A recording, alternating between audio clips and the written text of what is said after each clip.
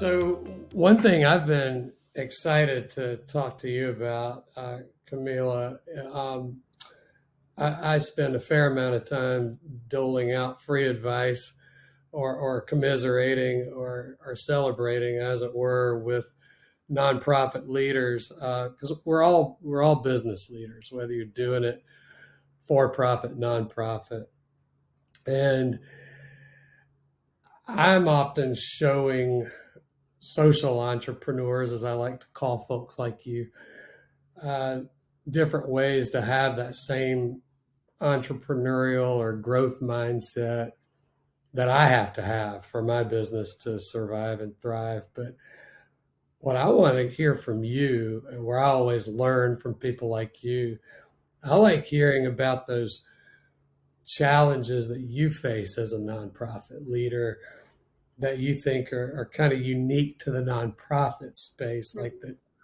maybe your perception is that people like me don't have to face these certain challenges. So what are those Yeah, for I you? know. That's interesting because I was thinking about, well, I haven't worked in corporate America. So, like, I don't know if this is something that, people that are in that path would face compared to the nonprofit. Anyway, um, but I do think, I mean, the nonprofit world is so interesting because you really are, for the most part, trying to pull at heartstrings to get the support that you need for people to either volunteer or fund your work, right?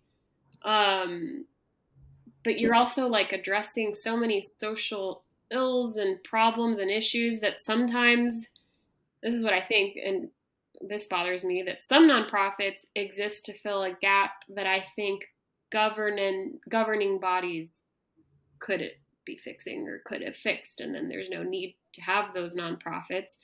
And then there's others that I view as like, okay, they're here for, to solve issues that are needed today. Like somebody needing diapers for their family is like, well, we need those diapers now and today. And so I don't know. There's like a distinction between the type of nonprofit that you might run. Um, but for me, there's so many different issues in the nonprofit space. I'll try to focus on one right now, which actually might tie into something we'll talk about later, which is that um, like there's so many nonprofits and many of them are very similar. And when you look, just pull any nonprofit and look at 10 mission statements, even if they're addressing different issues, I think a lot of them sound the same.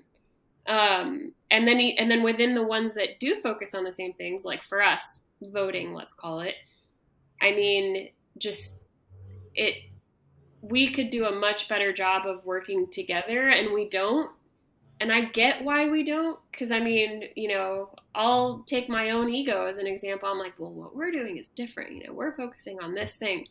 I'm like, I get that.